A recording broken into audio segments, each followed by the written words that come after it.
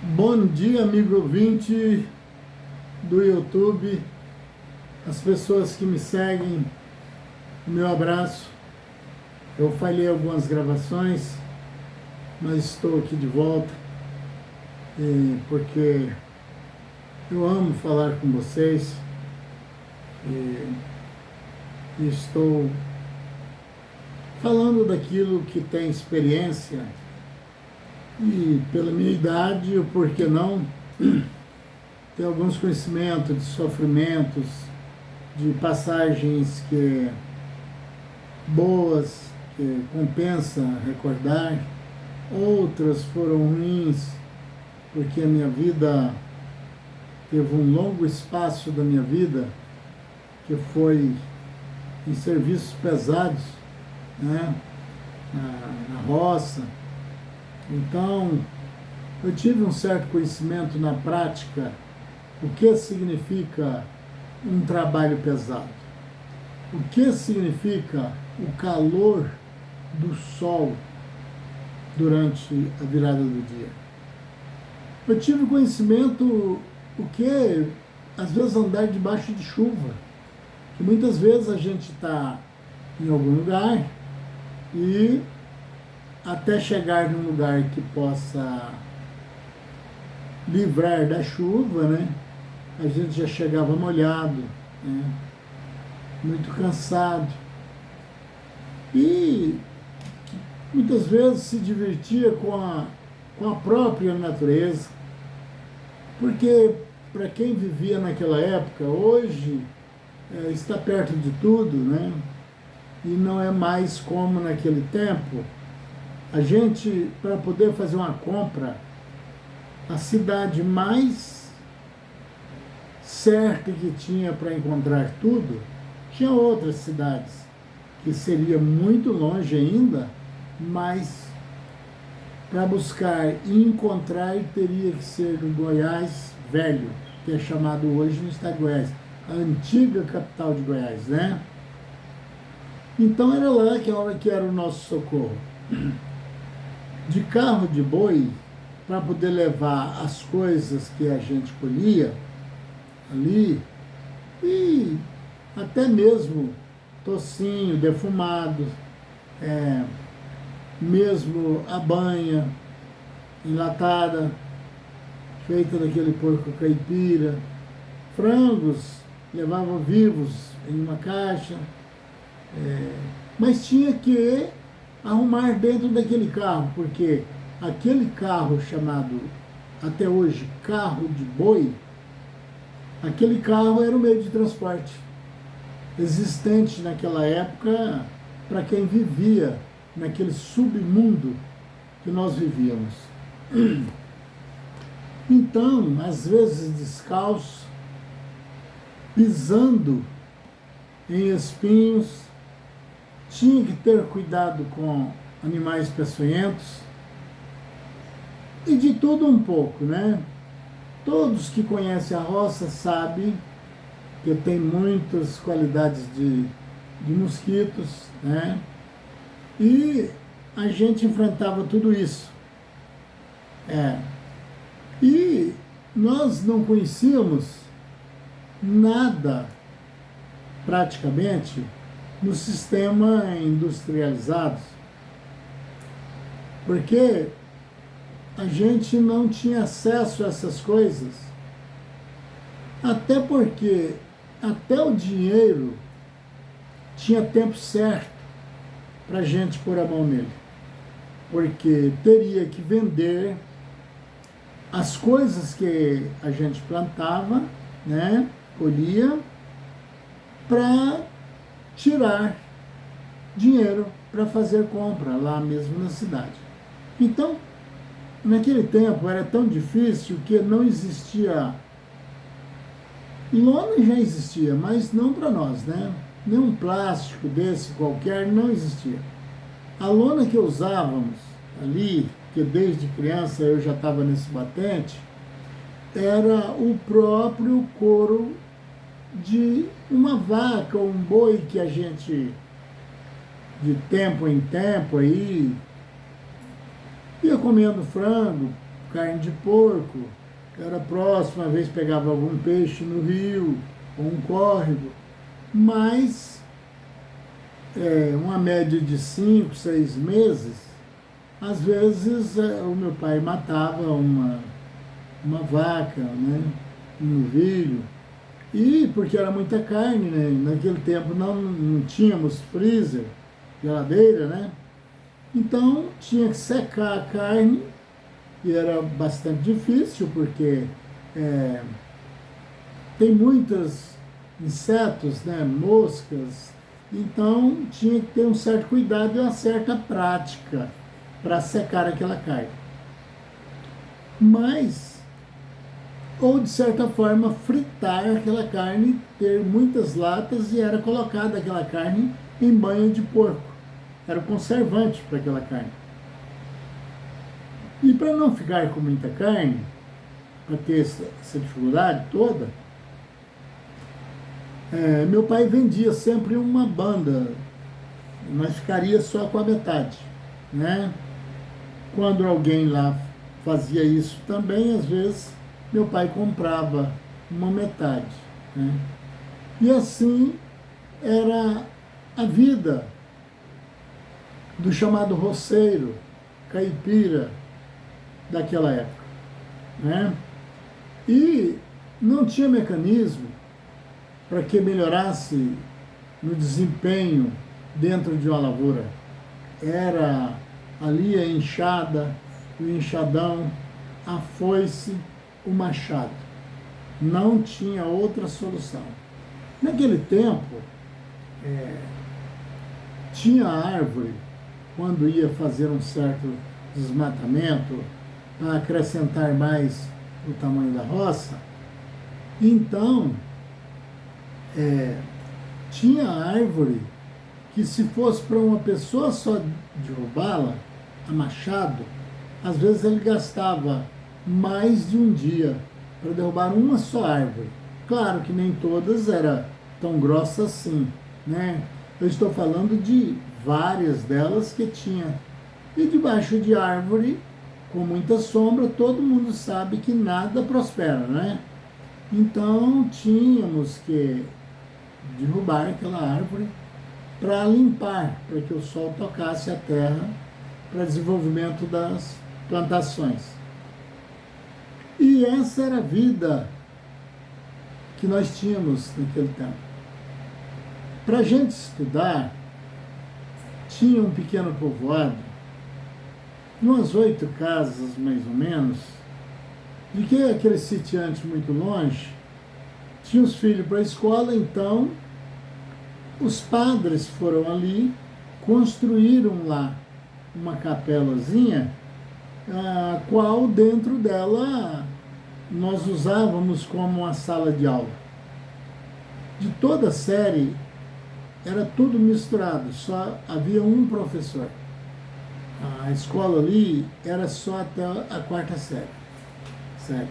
Então, nós andávamos 6 quilômetros, levantando em média de 4h30 da manhã, para conseguir chegar no horário da escola, e tinha que andar esses 6 quilômetros a pé para chegar novamente em casa.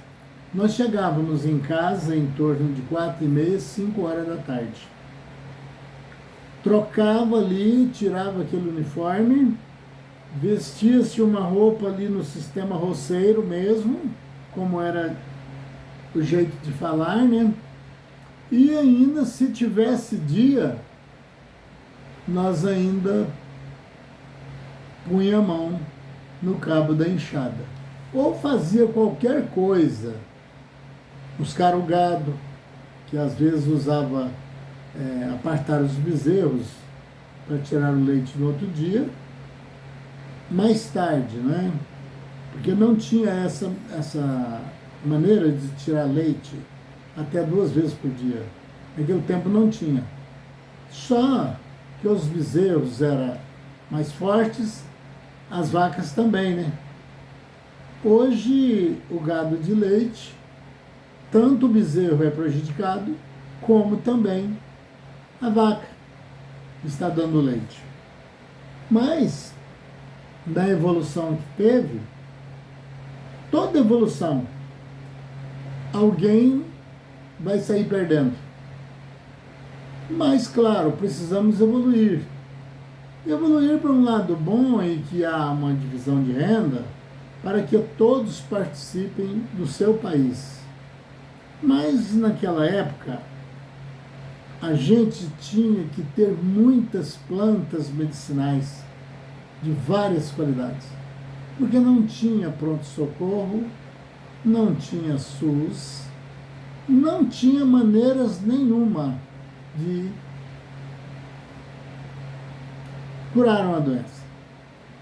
Voltando-se o transporte das mercadorias que nós adquiríamos ali, colocaríamos dentro desse carro, a lona era o próprio couro dos bovinos, né? Que nós secávamos e esticava ele e ele secava ali, então ficava assim. Era a nossa lona, era a nossa barraca quando estávamos viajando para Goiás Velho, que dependendo o peso que estava o carro, para não estar judiando dos animais, teve vez que de onde nós estávamos, em Goiás Velho, gastava até 28 dias de viagem, posando pela estrada, os bois mansos, né? Então, vigiado ali à noite, e eles sempre, a gente fazia pousada em lugar que tinha aqueles varjões, que tinha algo que os bois pudessem alimentar. No outro dia, à madrugada, com chuva, estaria protegido o carro com aqueles couros, que não era pouco. E também a barraca onde a gente se abrigava, feito também de couro, né? E aí viajávamos.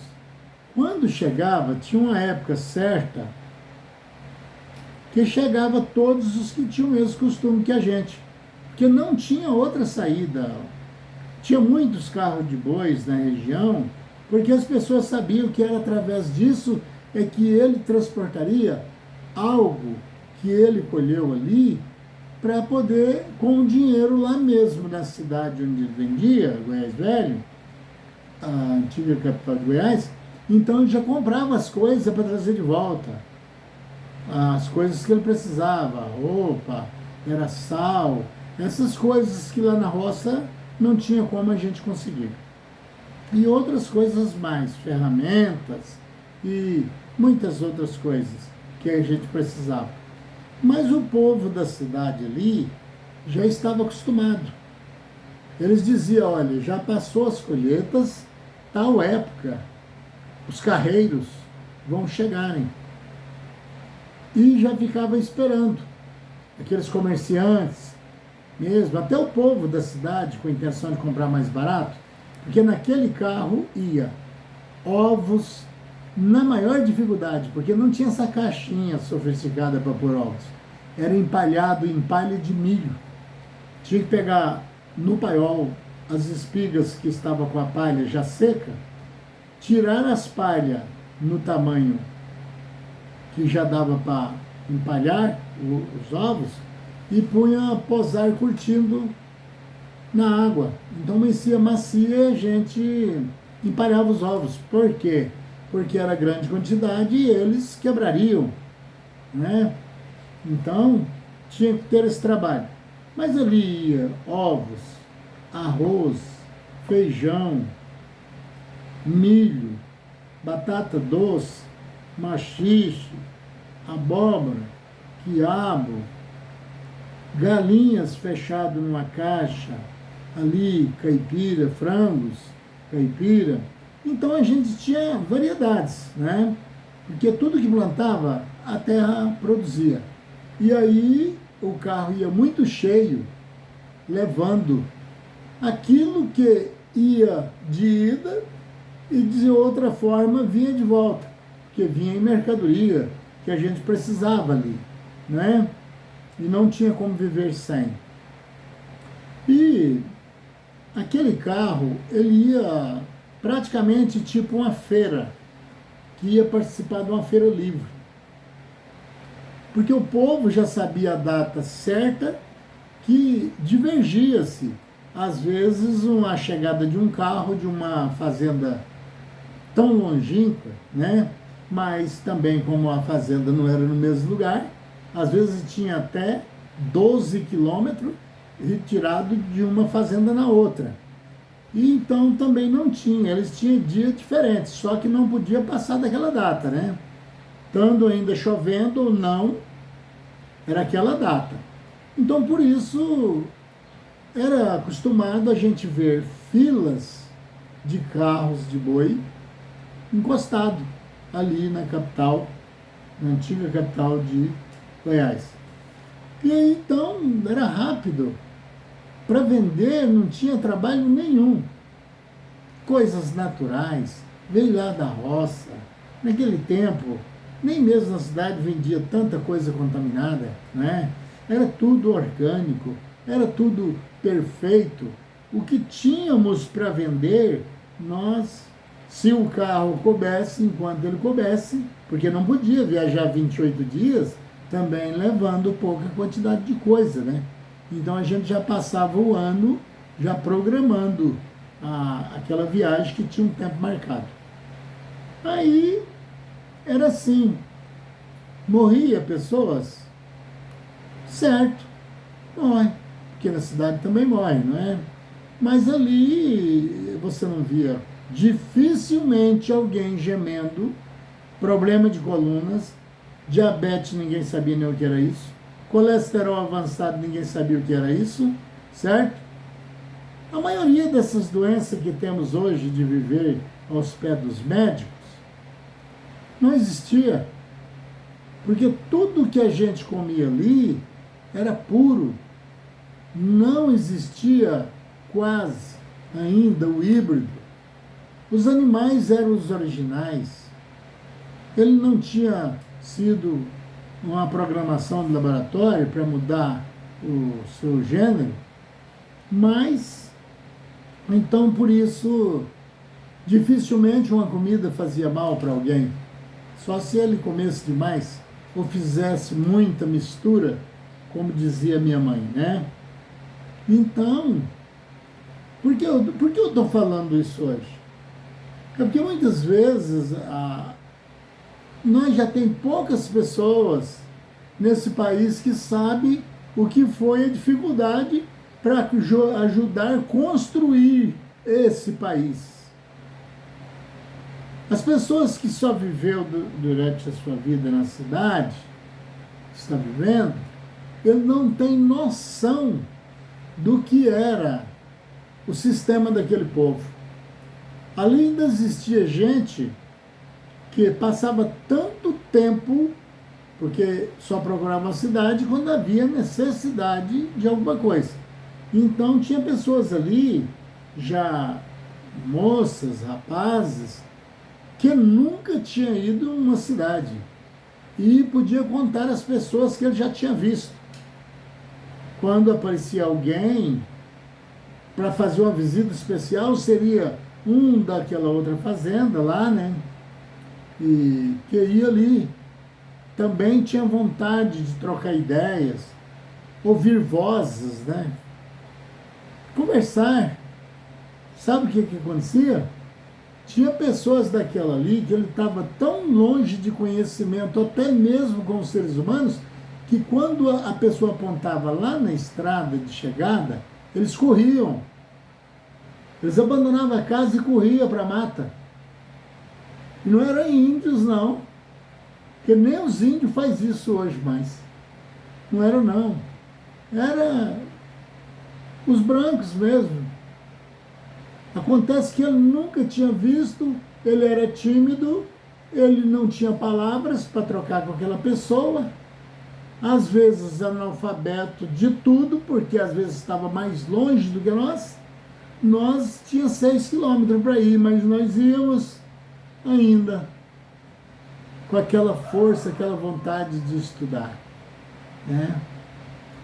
E então, que eu comecei a trabalhar, amigo ouvinte, eu tinha 6 aninhos de idade, certo? Talvez seja por isso que eu aprendi que para se viver tem que trabalhar, não é? E não vi doença nenhuma através de eu ter começado a trabalhar mais cedo. Porque os meus pais colocariam alguma coisa para mim fazer que fosse a minha altura e a minha condição. Eu tinha 6 aninhos. Mas depois que colhi o arroz, por exemplo, aí ficava aqueles cachos. Ali a gente aprendia até não usar o desperdício das coisas. Então nós pegávamos os que eram ainda criança e com a sacolinha apanhando aqueles cachos que sobrou quando carregava a maior parte do arroz e ajuntava. Olha, parecia não ser nada, mas depois às vezes rendia até 2, 3, 4 sacas de 60 quilos de arroz em casca. O feijão era a mesma coisa, a gente saía pegando aquelas vagens que na colheita tem que ser mais rápido, que era tudo manual, então saía pegando aquelas vagens que ficou enrolada em alguma coisa, caída no chão, e que também dava aí muitos quilos de feijão. E tinha tudo uma dificuldade. Tinha que ser computado quanto vamos gastar de feijão durante o ano, até que venha a colheita, quantos vamos gastar de arroz, quanto de milho que vai dar para engordar os nossos animais e até para a gente também, que a farinha de milho era feita no pilão, poucos conhecem, e ali punha curtir, no outro dia cedo a gente pegava aquele pedaço de madeira chamado mão de pilão, né? E socava aquilo e coava numa peneirinha e depois torrava, se quisesse ter farinha de milho, né? E farinha de mandioca, até as prensas era diferente, era difícil, não tinha avanço de conhecimento, mas fazia farinha, né?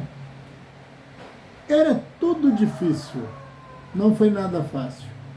Hoje, a minha maior tristeza é ver que ainda existe dessas pessoas assim tais como eu, que viveu essa vida e sem que ele soubesse, ele estava ajudando a construir um país. Porque aquilo que gastávamos 28 dias de viagem com carro puxado por bois era um cansaço inexplicável, mas nós levaria para onde? Para a cidade. Então estava fomentando aquela cidade, né? Com os nossos suor, com o nosso suor que banhava o nosso rosto, que às vezes a pele ardia, certo? A doença que tínhamos era só o cansaço, porque na verdade a gente tinha muita saúde, muita. Até porque Deus era a solução daquelas pessoas que estavam abandonados no deserto, mas não deixava de oferecer a sua contribuição para que o país deslanchasse, porque com aquela comida que levávamos, nós e outros, era para aquelas pessoas da cidade, certo? Então, mas hoje, com muita tristeza, a gente se sente isolado, né? Não temos fama, porque não adquirimos e que chegasse até o conhecimento dos nossos líderes.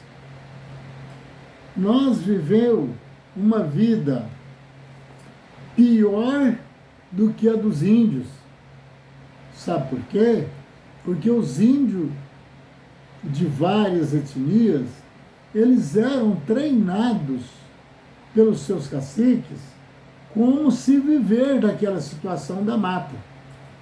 E nós, brancos, não tinha em nós essa técnica que eles adquiriram para pescar, para caçar, para procurar frutas.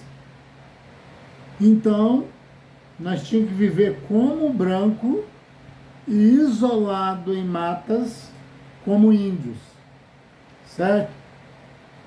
E aí, então, a gente sente uma dor profunda de ver pessoas brigando pelo poder e ver pessoas que, se entrasse, já deu prova que fica melhor. Eu tenho dito que está para nascer um homem nessa direção, nessa altura que está o nosso mundo, que venha fazendo milagre. Porque agora o mundo está sendo regido de outra forma. Mas tem pessoas que, com seu bom senso, bom caráter, mostrou na prática, dentro de situações apertadas, que era capaz de fazer o nosso país seguir melhor. Mas, entre essas pessoas que não enxergou as dificuldades dos que gritam de dor, de fome, somente quis bagunçar o nosso país, nos entregando na mão do comunismo, ficou tão mal que tornaram-se cegos. Pegou a nossa produção, parte dela, e entregou para países que só quer mesmo a destruição do mundo, desse planeta. Deu de presente o que era nosso. Passou de graça o que gastou suores. De uma parte, porque de outras até que não. Eles usaram as suas técnicas para que não precisassem passarem pelo mal que os outros passaram. Pessoas que até hoje não conseguiram colocar dentes na boca, que os dentes vão apodrecendo e ele não tem condições de colocá-los novamente. Ele não tem o prazer de sorrir. Já não devia ter num país como esse um sistema de implante dentário que desse pelo menos essa dignidade à pessoa que lutou tanto nesse país? Será por quê, meu Deus? Será por quê que as pessoas sofrem cá embaixo e quem está lá em cima não se importa? Está com os poderes da mão e não agem? Por que não agem? Se eles são a nossa defesa,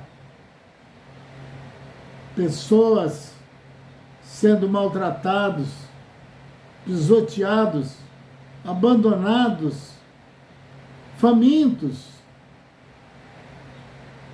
É muito triste. Meu Brasil, onde está você? Onde estão os seus homens que têm o poder na mão para agir numa situação de uma desgraça tamanha como essa? Onde estão? Anúncios variados. Agora sim. Cadê o agora sim? Não é uma pressa, tudo tem o seu tempo, a gente reconhece, mas acontece que tem pessoas que já não estão suportando mais. Quando chegarem a tomar decisões, essas pessoas até podem ter já falecidos. Aí não adianta mais chorar pelo leite derramado. Ou estão esperando que o comunismo tome conta do nosso país e comece a matarem crianças, como já estão programando leis, deficientes, velhinho que não dá mais resultado, prestou serviço até chegar no fim da vida. É essa lei que estão esperando que entre e tome o nosso país? Onde estão vocês com o maior respeito do mundo? Onde estão? Qual a desculpa? Que já não prenderam esses maléficos que está destruindo a nossa nação. O melhor canto do mundo para se viver. Que toda a terra almejaria ser um brasileiro. Será possível? Será possível que está esperando nós sermos atacados pelos próprios comunistas que já habitam dentro do nosso país? Estão esperando o quê? Já é tempo de quem está atrapalhando os outros viverem, deixarem de viver. Já é tempo de uma lei sem impunidades passar para cima e mostrar que nesse país há respeito. Porque senão nós vamos perdendo o respeito até lá fora, pela nossa fraqueza, pela nossa falta de ação. Eu digo nossa, né? Porque se eu falar de quem é essa falta, eles vão querer acabar com a minha vida, me destruir de alguma forma. Então, prezado ouvinte, terminou aqui o meu horário e deixo com vocês o pedido de misericórdia de Deus, que façam que esses líderes que estão com o poder na mão enxerguem o seu sofrimento e os nossos. Eu agradeço a Deus sobre todas as coisas, com fé no Filho de Deus, a fé que vence o mundo.